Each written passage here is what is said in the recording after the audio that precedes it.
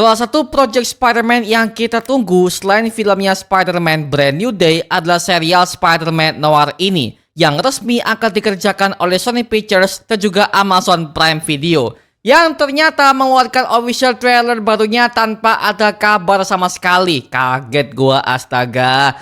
Dan ternyata kita menemukan ada banyak banget adegan baru, Easter eggs, dan juga teori yang udah kita dapatkan setelah menonton trailer Spider-Man Noir yang satu ini. Seperti apa ya? So Mario Booster, let's break down this video. Every mystery forms a complex web.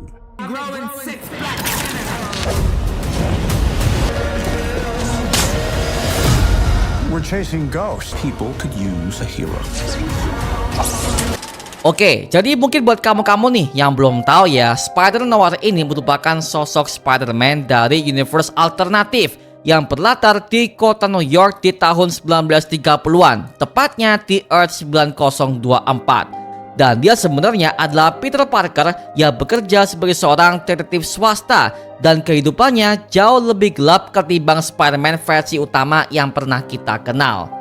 Dan di versi kisahnya Spider-Man Noir ini, Spider-Man ini selalu menghadapi semua musuh-musuh yang berlatarkan mafia di era tahun 1930-an. Dan kisahnya akan sangat berbeda dari yang pernah kita baca di versi kopinya, karena nama tokoh utamanya juga bukan Peter Parker, melainkan adalah Ben Reilly, yang merupakan seorang investigator tua yang selalu mengurus berbagai macam hal-hal kriminal yang terjadi di kota New York di era tahun 1930-an. Dan dia dikisahkan sebagai superhero yang udah beraksi lama sekali, karena Ben Reilly di versi real ini dia udah tampak tua, tetapi dia mengalami sebuah dilema yang mendalam karena dia udah kehilangan seorang yang sangat dekat dengannya yang bernama Ruby.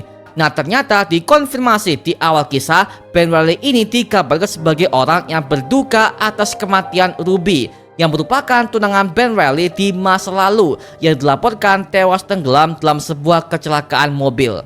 Dan itulah asalnya kenapa si Ben Reilly ini akhirnya sebagai Spider-Man Noir pensiun sebagai superhero, karena dia merasa bersalah dan gak mampu untuk menyelamatkan orang yang dia cintai. Nah, plot seperti ini membuat kita callback kepada filmnya The Amazing Spider-Man kedua, ketika Gwen Stacy akhirnya tewas terbunuh akibat Spider-Man yang gagal menyelamatkannya setelah dia bertarung dengan Green Goblin versi Harry Osborn. Akhirnya dia pensiun sebagai superhero selama 5 bulan lamanya. Tetapi dia akhirnya kembali karena kota New York membutuhkannya sebagai your friendly neighborhood Spider-Man. Dan itu adalah basic story yang akan dibawakan kepada serialnya Spider Noir yang satu ini, sebagai tanda bentuk penyesalan dan juga kekecewaan. Tetapi akhirnya dia bangkit sebagai superhero kembali. Nah, sebenarnya untuk trailer ini agak berbeda dari versi teaser trailer kemarin, karena dalam trailer ini mereka lebih berfokus kepada semua para villain-villain Spider-Man Noir dan juga konflik apa aja yang akan terjadi kepada serial yang satu ini. Sedangkan teaser kemarin mereka lebih berfokus kepada sisi pendalaman tokoh Ben Reilly sebagai Spider Noir. Nah, untuk konten breakdown teasernya bisa kan cek aja di video ini ya, dan udah gua taruh di card paling atas sebelah kanan, oke? So, langsung aja kita breakdown official trailer untuk series Spider Noir. Every mystery forms a complex web. Excellent. I came here to offer you a job, but I think you're brave. Adegan awal memperlihatkan beberapa adegan yang diputar dengan cepat untuk menggambarkan bagaimanakah situasi akan terjadi kepada serialnya Spider Noir ini. Ada penamakan villain Spider-Man yang bisa mengeluarkan listrik. Awalnya gue berpikir ini adalah Electro seperti versi komik, tapi ternyata dikonfirmasi oleh aktornya namanya bukan Electro, melainkan adalah Megawatt ketika ada video promosi yang memperlihatkan behind the scene untuk serialnya Spider-Man Noir ini. Nah, ini sekaligus sama yang terjadi kepada Ben Reilly yang awalnya kita kenal dia sebagai Peter Parker varian kan ya. Tetapi nama dia di sini dirubah oleh Amazon Prime menjadi Ben Reilly. Padahal sebenarnya Ben Reilly di versi komiknya aja dia merupakan cloning dari Peter Parker yang diciptakan oleh ilmuwan gila yang bernama Dr. Miles Warren alias The Jackal untuk menghancurkan Spider-Man yang asli dalam peristiwa komik The Clone Saga. Nah sebenarnya dalam komik Megawatt pernah eksis di komik era tahun 90-an dalam komik Spider-Man Unlimited Issue nomor 2 yang dirilis pada tahun 1993. Nama aslinya adalah Dirk Layden yang merupakan seorang narapidana asal Australia yang kemudian menjadi aktor sampingan. Nah karena ambisinya dia menempatkan kekuatan itu dari seorang ilmuwan gila yang bernama Jonas Harrow. Sesuai namanya, Megawatt punya kemampuan untuk menyimpan dan juga melepaskan tenaga listrik dalam jumlah yang sangat besar. Dan kekuatan ini memungkinkannya untuk menembakkan ledakan energi dan juga melakukan lompatan dalam jarak yang sangat jauh sebagai seorang manusia super. Nah sebenarnya Electro dan juga Megawatt ini punya basic kekuatan yang sama, yaitu berasal dari tenaga listrik. Tapi cara mereka mendapatkan kekuatan itu sangat berbeda. Kalau Megawatt dari sebuah eksperimen ilegal, kalau Electro dari sebuah kecelakaan yang menimpa dirinya sehingga akhirnya dia bermutasi menjadi manusia listrik. Dan ternyata semua para villain Spider-Man yang tampil kepada serial ini mereka bekerja untuk satu orang yang merupakan mafia tertinggi di kota New York yang bernama Silverman alias Silvio Manfredi, yang merupakan villain Spider-Man di versi utama yang pertama kali muncul dalam komik Amazing Spider-Man issue nomor 73 yang dirilis pada tahun 1969. Dan dia sebenarnya adalah bos mafia dari keluarga Magia yang bertujuan untuk membuat hidupnya menjadi abadi agar dia bisa memperbesar sebuah kerajaan kriminalnya yang ia bangun selama bertahun-tahun lamanya. Dan dia akhirnya mengubah tubuhnya menjadi tubuh cyborg yang menjadikannya sebagai musuh Spider-Man yang sangat langka dengan kekuatan cybernetik yang ia miliki. Dan dia bahkan pernah mempekerjakan semua para villain Spider-Man di kota New York untuk bekerja dengannya dalam upaya untuk menghancurkan semua kehidupan Spider-Man di versi komik tersebut. Tapi di versi serial ini Silverman hanya ditampilkan sebagai mafia besar saja ya, dan dia nggak akan pakai armor cybernetik seperti versi komik karena emang hal ini bersetting di tahun 1930-an, zaman dimana teknologi masih awam untuk semua orang di era saat itu. Kemudian terlihat bahwa Silverman ini sedang mengumpulkan semua para penjahat dan juga para geng lokal yang ia sewa untuk mengejar Spider-Man Noir yang merupakan ancaman serius bagi keluarga mafia tersebut, seperti Sandman, Megawatt, dan juga akan ada kehadiran Tombstone yang tampil juga kepada serial yang satu ini. Dan ternyata Tombstone-nya punya penampakan yang sangat berbeda dan dia tampak seperti manusia normal. Dan penggambarannya jauh lebih manusiawi ketimbang Tombstone di versi komik yang punya tubuh yang berwarna albino dan fisiknya juga berubah total seperti manusia yang habis bermutasi. Dan dia adalah seorang bos mafia kulit hitam yang bangkit di tengah era diskriminasi yang sangat mengerikan itu. Karena emang di tahun 1930-an yang namanya sebuah diskriminasi warna kulit dan juga ras masih mendominasi budaya kultur Amerika Serikat. Bahkan Tombstone ini akan bersinggungan dengan Silverman, sekaligus ini menggambarkan bahwa akan adanya perang antar geng di era tahun 1930-an di versi Spider-Man Noir ini ya. Jadi konflik yang dibangun kepada serial ini bukan hanya soal Spider Noir saja, tetapi world building yang begitu realistis untuk menggambarkan kisah Spider-Man yang berbeda dari yang pernah kita kenal sebelumnya. Dan hal ini membuat kita callback kepada kisah Batman. Dikarenakan dalam komiknya aja, Batman pernah melawan dua mafia besar yang pernah saling bersinggungan di kota Gotham tersebut.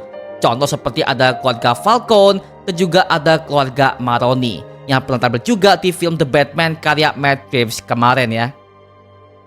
Kemudian ada penampakan manusia api yang resmi bernama James Edison dan merupakan tokoh original yang tampil kepada serial Spider Noir ini. Dan dia ternyata punya kemampuan seperti memanipulasi dan juga menciptakan api yang sangat mengerikan. Dan sepertinya kekuatan yang ia miliki ini terinspirasi dari tokoh Marvel yang bernama Molten Man yang juga bisa menciptakan api dan juga memanipulasinya. Dan dia merupakan musuh Spider-Man yang paling merepotkan, namun dia paling mudah untuk dikalahkan. Dan penampakannya juga sempat hadir ke filmnya Spider-Man Far From Home. Dan ternyata hal itu dimanipulasi oleh Mysterio untuk mengacaukan rencana Spider-Man.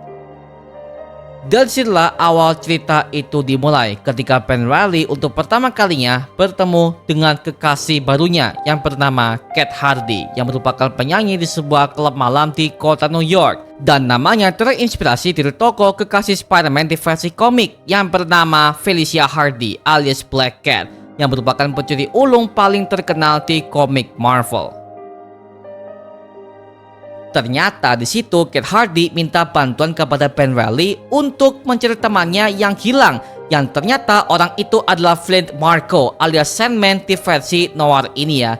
Dan ketika Ben udah menemukannya, akhirnya mereka berdua bertarung di atas gedung tersebut. Yang dimana hal ini membuat kita callback kepada adegan Spider-Man melawan Sandman di film Spider-Man ketiga kerabat Sam Raimi dan juga filmnya Spider-Man No Way Home kemarin. Sampai pada akhirnya Sandman berhasil mengajar Ben Reilly sampai dia terjatuh hingga dia tiba-tiba mengeluarkan sebuah jarinya dan siap untuk bertarung melawannya di atas gedung tersebut. Ternyata dikonfirmasi bahwa Ben Reilly punya kemampuan mutasi sebagai Spider-Man secara organik karena dia terlihat gak pakai web shooter sama sekali. Dan hal ini seperti juga akan diadaptasi ke dalam filmnya Spider-Man Brand New Day sebagai bentuk hasil mutasi lanjutan yang dialami oleh Peter Parker yang diperankan oleh Tom Holland di versi Marvel Sony nanti. Karena sebenarnya ide soal jaring organik ini pertama kali dibuatkan oleh Sam Raimi dalam trilogi film Spider-Man versi Tobey Maguire. Kemudian ada sebuah adegan ketika Megawat dan juga Sandman bekerja sama dalam menciptakan sebuah kacauan di kota New York dengan semua orang yang berada di sekeliling mereka. Dan ternyata mereka beraksi di depan sebuah gedung bioskop yang bernama Lloyd Theater, yang merupakan sebuah gedung bioskop paling lama yang dirancang oleh seorang ilmuwan engineering yang bernama Frank Lloyd Wright, yang kini gedungnya menjadi landmark budaya di negara Amerika Serikat. Beberapa para fans mulai berteori bahwa bioskop ini mungkin punya kaitan kepada tragedi yang akan menimpa Ruby yang merupakan kekasih Ben Reilly yang sudah tewas kepada serial ini.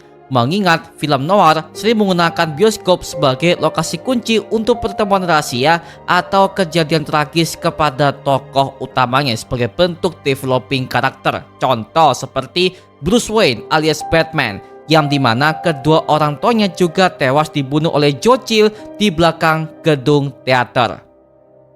Tes Sariwangi, satu tegukan langsung bikin suasana berubah dari capek jadi hangat, dari diam jadi cerita, karena yang sederhana justru paling bermakna.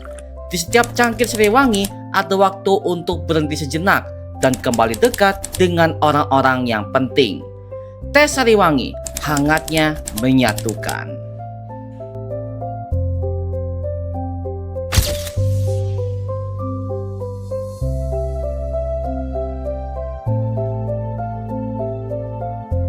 Fighting is the point. Is the best show in town. Walk into a door.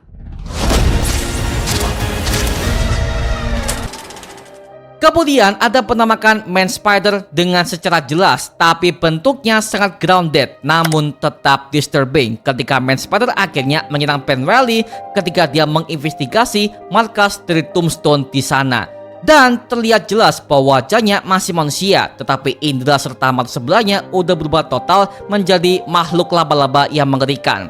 Jelas hal ini menambah sebuah kesan bahwa serial Spider-Man noir ini sangatlah kelam dan penuh dengan nuansa horor. Karena dalam kisah komiknya aja ada banyak sekali varian villain Spider-Man yang punya wujud seperti monster. Contoh seperti Vulture alias Adrian Toomes yang pernah membunuh Uncle Ben di versi Universe Noir ini, dan juga Green Goblin alias Norman Osborn sebagai musuh utamanya.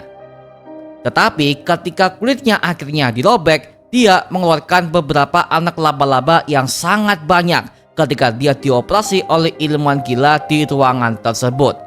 Entah kenapa ya, gua rasa kalau ilmuwan ini adalah Dr. Miles Warren alias The Jackal, karena memang dia adalah ilmuwan gila juga yang menciptakan cloning Spider-Man di versi komik.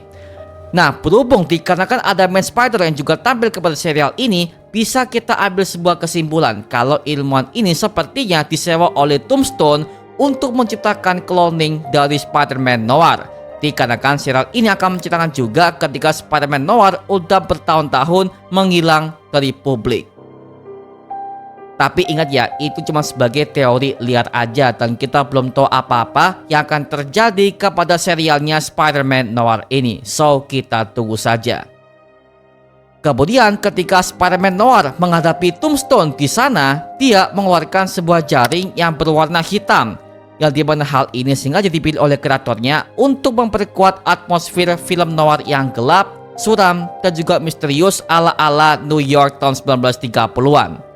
Nah, dalam sumber komiknya aja, Spider-Man Noir ini ketika dia pertama kali dapat sebuah kekuatannya itu berasal dari sebuah sosok mistis yang bernama Spider-God melalui artefak kuno. Nah, jaring hitam ini mencerminkan sisi supernatural dan juga gelap dari kekuatan yang dimiliki oleh Spider-Man Noir ini. Beda halnya dengan jaring putih yang digunakan oleh Spider-Man versi utama yang cenderung melambangkan harapan baru untuk kota New York sebagai superhero yang ramah alias Your Friendly Neighborhood Spider-Man.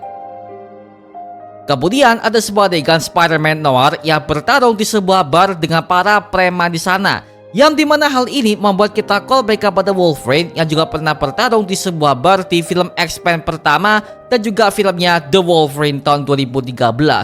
Nah, di adegan itu terlihat jelas bahwa Spider-Man Noir mengeluarkan jaring laba-laba dari urat nadinya langsung. Tentu hal ini membuat kita callback kepada aksi Tobey Maguire sebagai Spider-Man di sana.